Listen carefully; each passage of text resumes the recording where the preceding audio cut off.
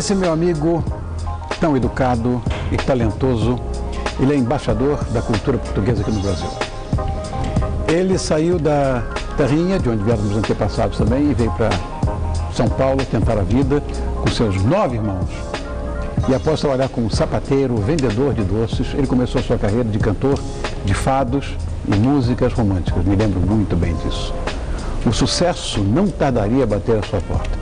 Então foi após a sua aparição na discoteca do Chacrinha que a sua carreira realmente deslanchou. Hoje são mais de 17 milhões de discos vendidos, mais de 300 canções gravadas, sendo que 80% delas foram compostas por ele próprio em parceria com a outra amiga minha, que é a esposa dele, a Marcinha, Márcia Lúcia. E o amor por sua pátria, Portugal, pelo Brasil e pela profissão, fizeram com que ele se tornasse referência do nome lusitano no país. Estando na frente até de Pedro Álvares Cabral, presta atenção nisso, não sei o que eu estou falando, até na frente de Pedro Álvares Cabral no quesito popularidade. Então, no Conversa 2 de hoje, eu recebo Antônio Joaquim Fernandes ou simplesmente Roberto Leal. Obrigado, querido. Você imagina na frente de Pedro Álvares de Gouveia, que era o nome dele, né? Não Pedro Álvares Cabral, até na frente dele. Roberto, como é que foi a despedida de uma época difícil que você passou em Portugal, onde você já cantava num carro de boi? Olha que coisa mais bonita, mais bucólica, né? E sua chegada no Brasil com tantas esperanças, com tantos sonhos. Você disse agora há pouco que você é um homem de fé, mas que sonha. Para mim, a razão da vida é o sonho. Deixou de sonhar, vira cogumelo. Conta, como é que foi essa tua partida para o Brasil? Em primeiro lugar, quero agradecer a você, Rony, pela forma carinhosa como você me recebe realmente na sua casa. Porque é assim mesmo, não é só aqui na televisão. A televisão é a extensão da sua casa. Eu e o Rony temos algumas coisas em comum. A forma que nós acreditamos na vida, a força do universo. A infância foi muito feliz. Foi muito feliz porque havia o amor em dose espetacular. Meu pai nos dormia ao toque do bandolim. Eram 10 filhos, mas havia sempre uma palavra em que as noites terminavam todas muito bem. Havia sempre uma esperança de que o nosso pai estaria perto de nós através de uma música, através de uma palavra. Ele era um sábio. E então, eu de uma certa forma, a minha parte na infância, ela foi muito feliz porque eu guardo os campos dourados do trigo, as flores lindas da relva, o rio correndo, e não quando ele atravessava açude e desmanchava todas as colheitas, não quando o nosso porquinho que a gente ia, que é uma tradição para as pessoas da aldeia, porque o porquinho dá tudo. Muitas vezes ele, faltando um mês, vinha qualquer doença e levava, e ali para a aldeia era uma coisa muito difícil, porque nós na aldeia só somos sustentados por aquilo que a terra dá. E nós trabalhávamos de sol a sol. Enquanto houver luz, há trabalho. E então, o meu pai fez-nos entender que a vida só será bonita se nós realmente concluirmos o nosso verdadeiro sentido da vida. E quando meu pai, muito lá atrás, ficou cego, e quando a medicina nada mais podia fazer, e o meu pai começou a enxergar com os olhos da alma, Rony, a gente começou a formar uma nova atitude dentro da nossa alma, ver o semelhante realmente como irmão. E a partir desse momento, quando eu chego a Lisboa, porque haveria aqui muitas e muitos detalhes, mas quando eu chego a Lisboa e quando o navio começa a separar do cais, só sabe de verdade o que eu estou falando quem migrou. Ah, que coisa bonita de ouvir. Roberto, existe uma curiosidade que seria bom que a gente dividisse com quem gosta da gente. Você, quando chegou ao Brasil, como cantor, inclusive, você tentou iniciar no samba. E depois é que você passou para as suas origens portuguesas. Ninguém acredita quando eu falo isso.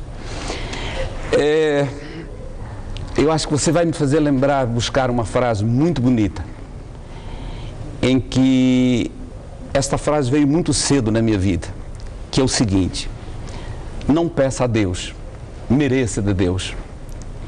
E, na verdade, tudo que eu fiz apenas por fazer, nada deu certo. Mas como a chance saiu através do maestro Peruzzi, que era um homem... Lembra do Peruzzi? Era um homem com a mente muito aberta para o seu tempo, um homem altamente moderno, tudo. Então eu fui apresentado ao Peruzzi, pelo senhor Coimbra, um patrício nosso, em que ele disse, olha, eu acho que o Roberto pode entrar no mundo do samba, porque é um loiro no samba, é uma coisa diferente. Eu disse, bom, eu queria era gravar. Não importa se era samba, se era forró, se era fado. E não deu certo. Mas não deu certo não é porque eu não cantei bem o samba, porque eu tive um professor fantástico, que é o Santana, um homem malandro, com samba de breque, que tocava, fez-me aprender Ataúfo Alves, fez-me aprender Nerino Silva, fez-me aprender os grandes mestres que ele achava onde é que eu poderia realmente beber água da fonte. Mas o fator de não ter dado certo é de que a vida tem algo à tua espera. E você muitas vezes tropeça nas próprias pernas. Você não quer esperar o que é seu, mas sim aquilo que te é oferecido. É diferente aquilo que te oferece e aquilo que você quer. E o samba foi aquela coisa que me foi oferecida, que acabou sendo muito bom, porque eu acabei ensaiando uma coisa que eu não conhecia. Serviu-me mais tarde para a experiência que eu tenho hoje. Que legal. O Antônio virou Roberto. Por que você escolheu o nome de Roberto? A última pessoa a me chamar Antônio foi o meu pai. Meu pai resistiu até quanto pôde, mas de repente era Roberto, Roberto, Roberto. Quando eu vi o meu pai chamar Antônio, pronto, o Toninho morreu aqui. O Roberto nasceu com o meu professor chamado Manuel Marques, um guitarrista português, um homem elegantíssimo. Adorava, já veio com ele. Ele é ótimo. Então, quando nós começamos a fazer digressões pelo Brasil, nas associações, éramos mais de 80 alunos, então iam sempre 2 autocarros, ou seja, 2 ônibus, e eu chegava sempre na hora. E ele começava a notar, esse rapaz é leal. Passado 3 anos, falou assim, Roberto, eu acho que eu já te ensinei o que você podia aprender comigo. A partir de agora você tem que ter o seu próprio caminho. E eu tive uma ideia, vê o que é que você acha. Você vai se chamar leal porque você sempre chegou no horário e é para nós uma referência sempre muito positiva. E vai chamar o Roberto porque você vai ser o Roberto Carlos dos portugueses. Esta foi a conversa do professor Manuel Marques. Você protagonizou o filme em 78, O Milagre. Sim. Era uma época que eu estava praticamente na Europa o tempo inteiro, na América Latina, eu não pude assistir o filme. Que conta, inclusive, a sua própria história e que com recorde de bilheteria. Né? Como é que foi encenar você mesmo? Porque você é um produto dentro de você. Então, encenar você mesmo deve ter sido muito difícil. Eu costumo dizer, quando a essência é boa, mesmo que a embalagem seja ruim, tudo fica bem. A moldura pode ser feia, mas se o quadro é bonito, ele tem a sua beleza. E foi o que eu pensei. Eu posso não ser um ator, mas foi exatamente a minha história. É a minha história. Ninguém poderá vivê-la emocionalmente, espiritualmente, como eu. E foi exatamente isso que eu pensei. E foi um sucesso por causa disso. Porque, na verdade, tudo que estava ali eram coisas que eu estava dividindo com pessoas que tinham vindo como eu, que se encontravam na mesma condição que eu, musical, social. E depois, então, quando a gente bateu o recorde no Cine Paissandu, que era do Marcelino Pão e Vinho, ali eu senti que a vida tinha muitas coisas para nos oferecer. O importante é a gente estar disponível para as poder realmente segurar na mão. Você sabe, Roberto, na verdade, essa história que você acabou de me falar, eu posso não ser um ator, mas eu estava dizendo de mim, ninguém vai falar de você ou dizer de você melhor do que você mesmo. É isso. Não é? Eu acho que é por aí. Você foi uma coisa que também que nós, seus amigos, temos muito orgulho, é que você foi o primeiro artista popular a se apresentar no Roy Thompson Hall, lá em Toronto. Lá é sua música erudita, enfim. A gente tem essa consciência. Foi inaugurado pela Rainha Elizabeth, Orquestra Sinfônica de Londres. Você sabe como chegaram no seu nome? Quem é que fez esse convite? porque isso é uma coisa absolutamente fora de propósito. É como chegar aqui e você cantar no Municipal ou no Royal Albert Hall em Londres. É isso. Essa casa foi um dos maiores desafios da minha vida, até então o maior desafio, porque até então eu cantava nas associações portuguesas e chegou a última digressão que eu tinha feito ao Canadá, nós fizemos 4 shows num dia, as casas estavam ficando pequenas, porque pensava-se assim, até então o artista português ia na associação do Benfica, do Sporting, dos clubes de Portugal, né? E na verdade chegou um dia que eu fiquei exausto, fiz 4 shows num dia, porque era 2 em 2 horas, eu fiquei louco. Então eu fiz um desafio, vamos para o Roy Thompson. E então o nosso empresário disse, Roberto, aquilo é uma loucura, aquilo há que ter uma responsabilidade muito grande. E eu falei, mas qual é o problema? Vamos para lá. As pessoas que lotaram 4 casas juntas, elas, já está chegando, cheirinho bom. As pessoas que acabaram de chegar, fatalmente estarão lá. Bom, eu sei que para o outro ano lá estava aí então, legal. E foi 3 dias antes, Rony. Cheguei 3 dias antes do espetáculo. E então o José de Sá, que trabalha comigo até hoje, veio comigo ao saguão do hotel e disse, Roberto, estamos com um problema. O senhor Antunes, que é o empresário, ele não quer te dizer nada, mas ele vendeu, em 4 horas ele vendeu 1000 ingressos. E agora ele não consegue vender mais nenhum, e faltam 3 dias. Vai haver um prejuízo muito grande. E eu disse, deixa eu pensar, o que é que se pode fazer?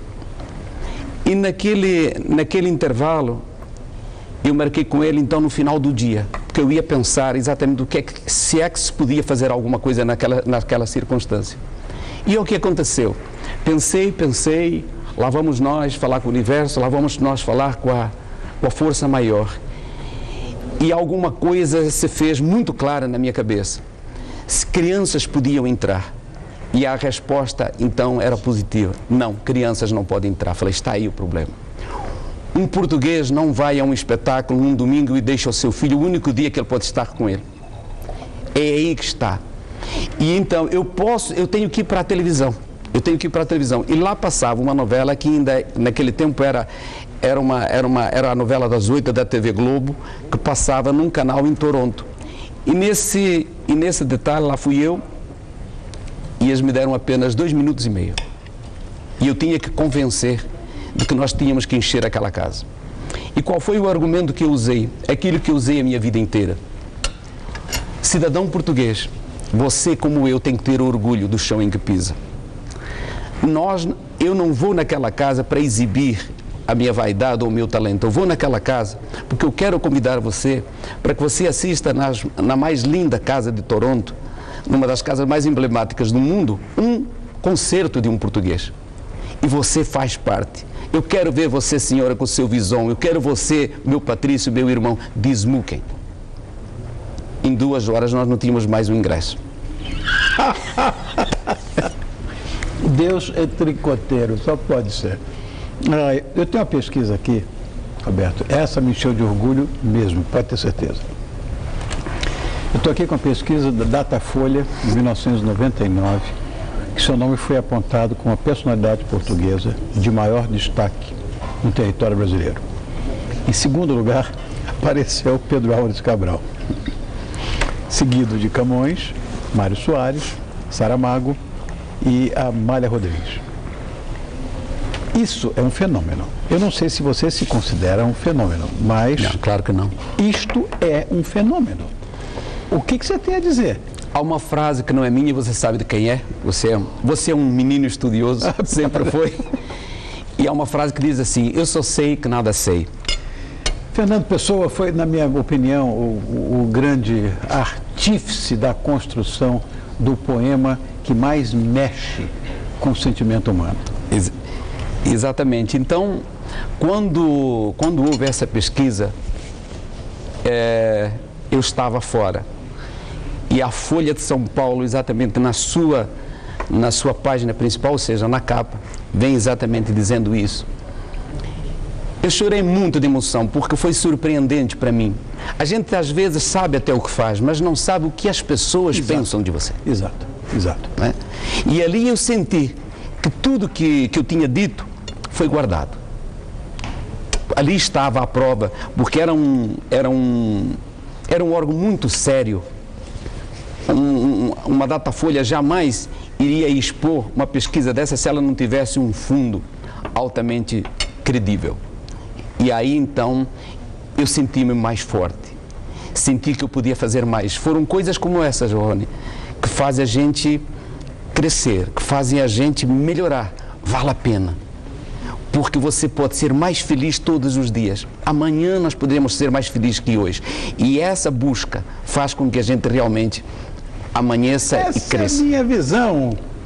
Isso é a tônica da minha vida, pode ter certeza. Olha, eu me indispus uma vez com muitas pessoas, há 17 anos atrás, por sua causa.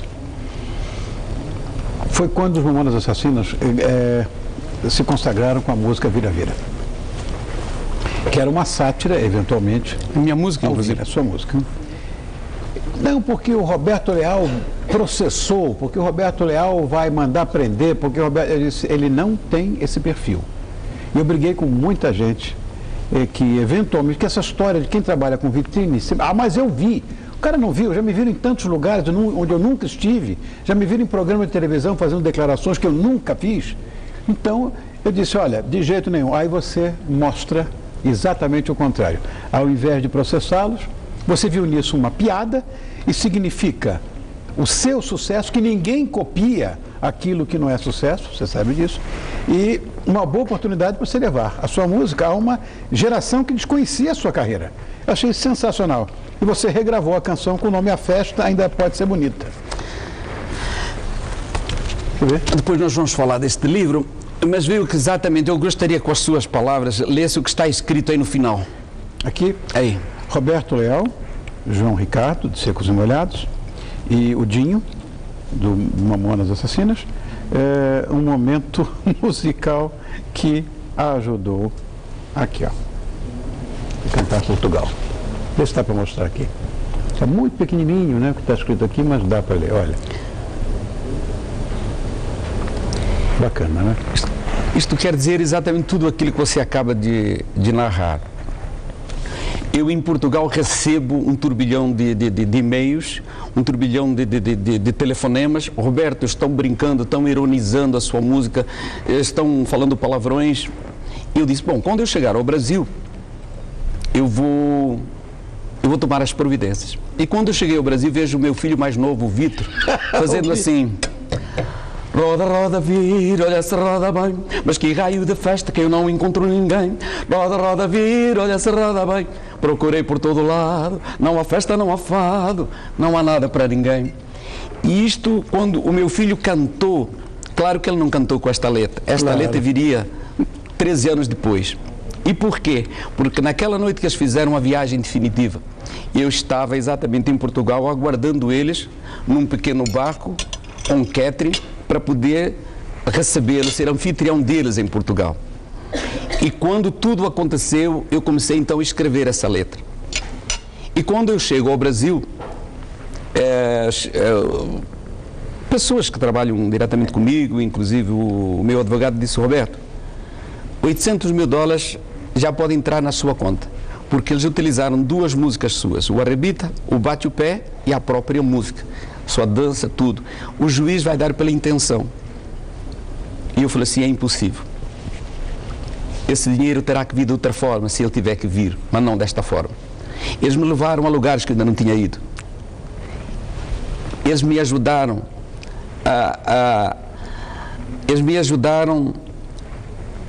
a ganhar o jogo no segundo tempo, porque só se ganha o jogo no segundo tempo. E a partir daí, eu percebi de que a vida tem estes segredos. Se você se deixa levar, você vai. Mas se você vai para onde você precisa ir, a atitude, o compromisso com o mundo passa a ser de uma forma completamente diferente. Porque eu poderia ter permanecido na minha zona de conforto. Que põe os 800 pau, não quero saber, realmente fizeram aquela coisa e tal. Não. Quando a gente leva a vida como a gente leva, com a consciência de missão, eu vi neles amigos, meus parceiros, não meus adversários. Que bonito isso também. Olha, você é meu amigo isso aqui. E mais de 40 anos de carreira, nós estamos falando aqui, eu imagino que nem todos os momentos tenham sido gloriosos. A gente está aqui incensando a sua carreira, falando de todas as glórias que você conseguiu, mas deve ter tido um momento ruim, que todos nós temos. Teve. Qual foi? Teve e tem. Me veio agora uma frase aqui que diz o seguinte: seja absolutamente correto. Às vezes é muito difícil ser correto quando você está em frente a coisas que seriam facilitadas, que a tua vida até seria facilitada, mas mais na frente você vai sentir que aquilo que você recebeu era pequeno, e você então tem uma frase que está no meu livro que diz assim: quem se contenta com pouco perde o direito de ter muito.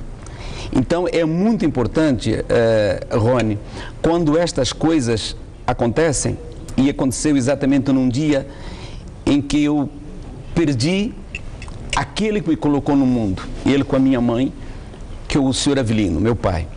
Porque meu pai era um sábio, um homem muito próximo, sabe? O meu pai fazia de todas as coisas ruins uma coisa boa. E para quem eu iria me queixar? Para quem eu iria substituir essas coisas boas e capaz de reverter todo o processo? Só ele, e ele estava indo. Aquilo foi, Rony, essa foi demais. Porque eu lembro que eu passei o dia inteiro, no último dia dele, no planeta. Eu então abracei minha mãe, meus irmãos, aquela coisa toda. Quando chegou às 6 horas, fui para minha casa. E eu coloquei um óculos escuro porque eu não queria que a minha mãe me visse chorar, porque eu sei que ela não iria aguentar. E então eu fiz-me eu fiquei uma fortaleza que na verdade eu não sou. E Rony, vou contar uma coisa aqui em primeira mão. Pela sua beleza, pela sua sensibilidade, eu acho que aqui é o lugar para eu dizer uma coisa muito especial. Eu tranquei-me no quarto e preservei a Márcia, a Marcinha, a minha esposa, de tudo isso, porque a Marcinha estava esperando o nosso bebê, que iria nascer 15 dias depois no mesmo hospital. No mesmo hospital que o meu pai faleceu, 15 dias depois nasce um novo filho. Deus substituiu a matéria. E então, quando foi... Eu tranquei-me, a Márcia sem perceber e tal, e disse: eu acreditei em tudo que tu me ensinaste. Esta é a conversa com Jesus Cristo. Eu acreditei em tudo que você me ensinou. Mas hoje, não que eu duvide das tuas palavras, mas hoje eu estou precisando de confirmar tudo aquilo que me ensinaste. E horas depois, dormindo, eu tive um encontro com meu pai. E esse encontro foi tão real, foi tão forte, que me deu a certeza de que o mundo não acaba aqui e não acaba em nenhum lugar. Que Deus dá vida. A morte não pertence ao vocabulário de Jesus Cristo, de seu Pai Deus. Estas coisas, foi exatamente desse momento ruim, eu fiz a coisa mais bonita, porque eu me coloquei à disposição do universo.